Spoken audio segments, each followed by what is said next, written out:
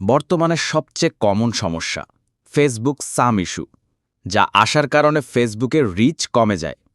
চলুন দেখি কিভাবে সাব ইস্যু দূর করবেন মাত্র ৩ মিনিটে। আমরা ফেসবুক অ্যাপে চলে গেলাম।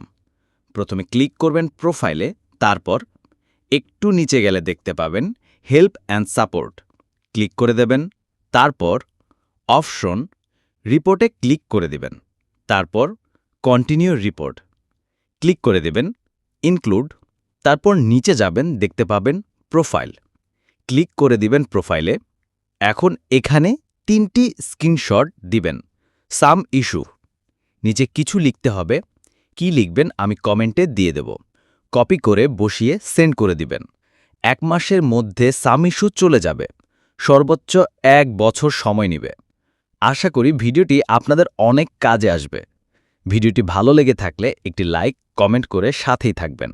নতুন ভিডিও পেতে ফলো করে শেয়ার করে দিবেন। ধন্যবাদ।